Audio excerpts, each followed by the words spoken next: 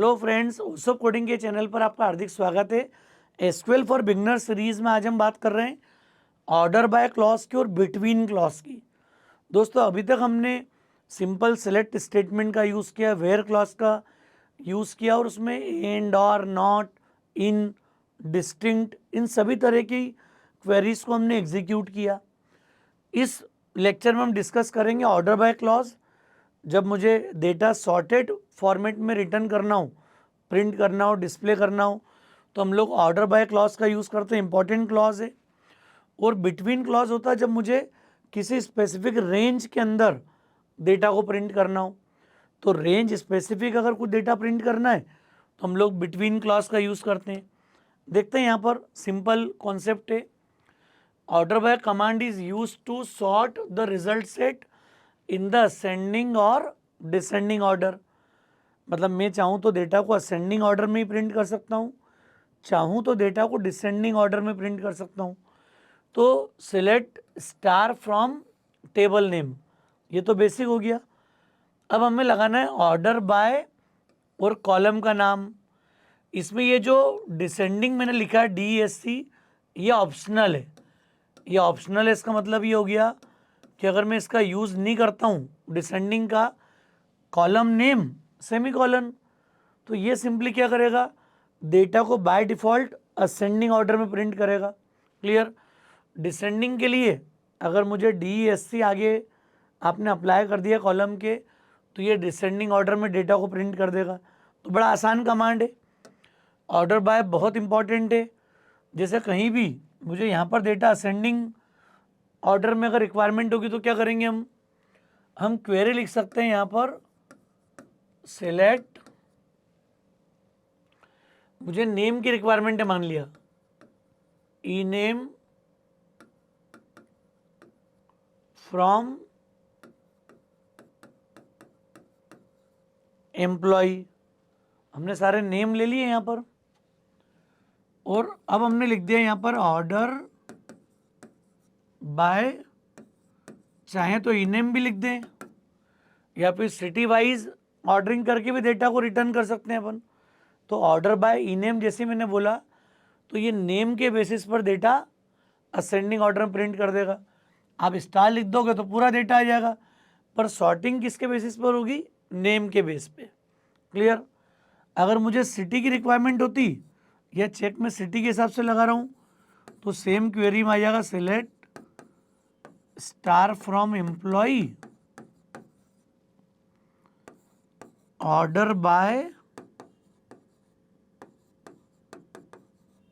ई city. तो ई city पे order होके रिजल्ट रिटर्न हो जाएगा मेरे पास। और इसी के साथ अगर मैंने यहाँ पर डिसेंडिंग लिख दिया नेक्स्ट लाइन में,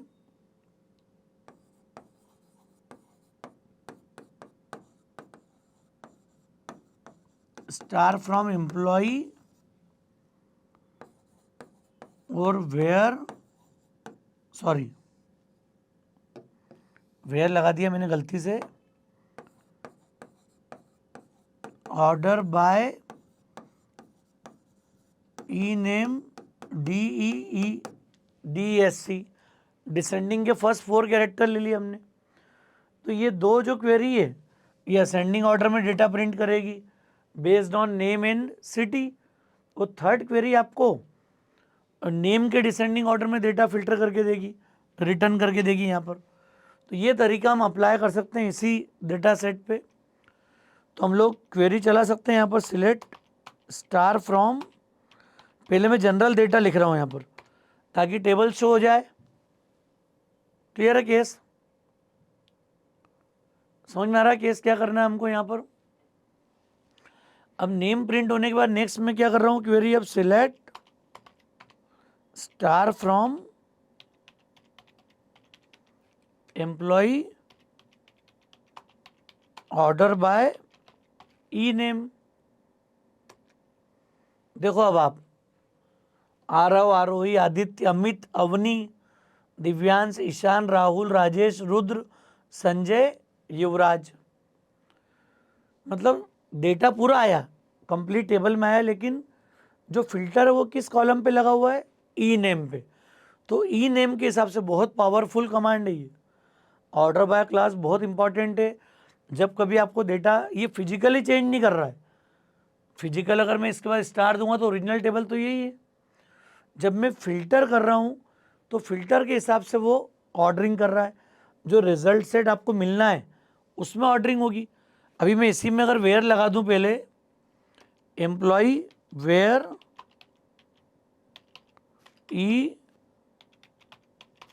सैलरी ग्रेटर देन 15,000, और फिर मैंने बोल दिया ऑर्डर बाय, और ऑर्डर बाय किसको दे दिया अब मैंने, ई सिटी। क्या हो गया देखो आप, हमने 15,000 से अबाउ सैलरी वाला डेटा ले लिया यहाँ पर पूरा। और देखो भोपाल, दिल्ली, इंदौर, मुंबई, पुणे, उज्जैन। अब नेम में ऑर्डर चेंज हो गया पूरा। नेम में ऑर्डर अब क्या है, अभी ऑर्डर बाय ई सिटी है। पहले हमने फिल्टर लगा दिया, तो वेयर अगर मैंने इन बिटवीन अप्लाई कर दिया तो ये पहले वो रोज़ निकाल लेगा जिनकी सैलरी 15,000 से ज़्यादा है। ये रिजल्ट सेट आ गया। अब हमने ई सिटी पर ऑर्डरिंग कर दी, सॉर्टिंग कर दी, तो ये डेटा उसके हिसाब से सॉर्ट हो गया। मतलब ऑर्डर बाय अप्लाई होता है रिजल्ट सेट जनरेट होने के बाद। हमेशा आखिरी में लिखेंगे ऑर्डर बाय। जो भी आपका क्वेरी है, जो कंप्लीट फिल्टर है, उसके बाद हमें ये ऑपरेशन अप्लाई करना है। तो ऑर्डर बाय की नीड कब होगी, कब इसको प्रोसेस करेंगे अपन, जब आपका डेटा फैच हो जाए, जो रिजल्ट आ रहा है, जो सिलेक्ट क्वेरी जो आपको रिजल्ट दे रही है उसकी ऑर्डरिंग होगी। क्लियर, समझ में आ रहा है केस क्या कर रहे हैं अपन। अब हमने यहां दे दिया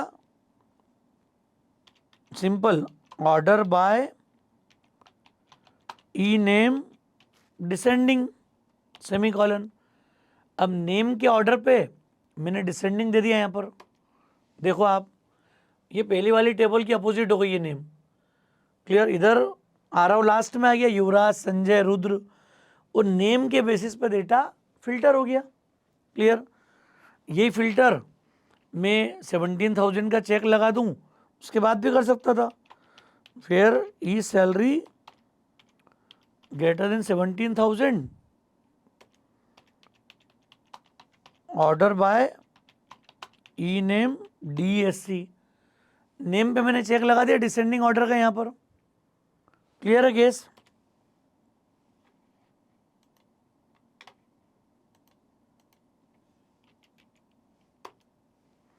तो ये क्या किया हमने यहाँ पर, इसमें देखो अब आप 17,000 से बड़ा डेटा आ गया, लेकिन क्या हो गया, युवराज, संजय, अब ये नेम पर डिसेंडिंग ऑर्डर हो गया।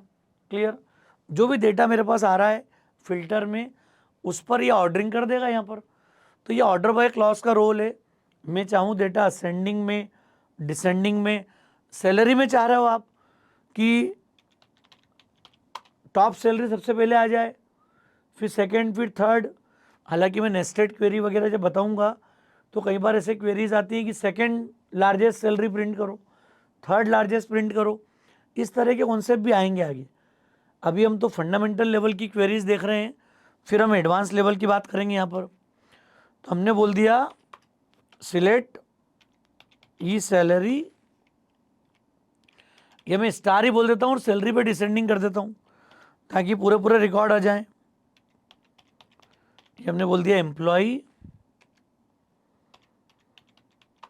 Order by e salary descending. अब ये टॉप टू बॉटम सैलरी के फॉर्मेट में आ जाएगा। देखो आप,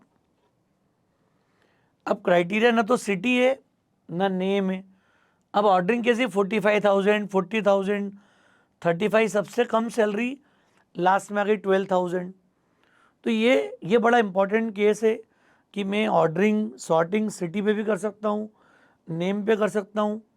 यहाँ पर अभी मैंने किस पे कर दिया है, सैलरी पे। सैलरी को डिसेंडिंग ऑर्डर में प्रिंट कर दिया ताकि टॉप मोस्ट सैलरी जो है वो ऊपर ही ऊपर आ जाए। कि इनिशियल फ्यूज रोज में आपको you can find the top salaries. Clear, समझ में आ रहा है, कॉन्सेप्ट क्लियर है। तो ये इसका पर्पस था। अब हम चाहें तो देखते हैं बिटवीन। बिटवीन का रोल क्या होगा। बिटवीन ऑपरेटर एक रेंज हमको प्रोवाइड करता है, उस रेंज के अंदर हम कॉम्बिनेशन दे सकते हैं यहाँ पर। तो जब भी डेटा किसी गिवन रेंज में प्रिंट करना होगा, क्लियर, सैलरी की रेंज हो, कोई ऑर्डर हो, clear, the values can be numbers, text और डेट्स। डेट टू डेट भी निकाल सकते हैं, इस डेट से उस डेट, चूँकि डेट डेटा टाइप को अभी हम एडवांस लेवल की क्वेरीज में रखेंगे थोड़ा सा आगे बढ़ने के बाद। काफ़ी इंपॉर्टेंट बातें रहेंगी डेट के अंदर जो यूज़ कर सकते हैं हम। तो ये आएगा select star from table name where column name between, ये आ जाएगी स्टार्टिंग रेंज, और नॉर्मल केस में एंड ही आता है इसके बीच में। हम कोशिश करेंगे कि और अवॉइड करेंगे, रेंज में काम कब कर पाएंगे, जब एंड आए। एंड होगा तो प्रॉपर हमें एंड का यूज़ करना है यहाँ पर, तो इसको हम हटा दें। तो ये आ जाएगा start range and and range. तो स्टार्ट और एंड रेंज के बीच का जो डेटा है वो फिल्टर कर पाएंगे अपन यहाँ पर, क्लियर। तो ये कैसे चलेगा, क्वेरी कैसे काम करेगी इसकी, यहाँ पर हमने दे दिया सिलेक्ट स्टार फ्रॉम, बहुत आसान है, एम्प्लॉय वेयर ई सैलरी, ये बिटवीन क्लॉज लगा दिया हमने यहाँ पर, और हमने बोल दिया अब यहाँ पर कि बिटवीन 20,000 से 40,000 के बीच की सैलरी आ जाए। तो ये 20,000 एंड 40,000 सेमीकोलन। देखो आप क्या हुआ, अब 20 से 40 तक, मतलब 20 भी इंक्लूडेड है, 40 भी इंक्लूडेड है, 45 नहीं आया, 18, 15, 12 कुछ भी नहीं आया।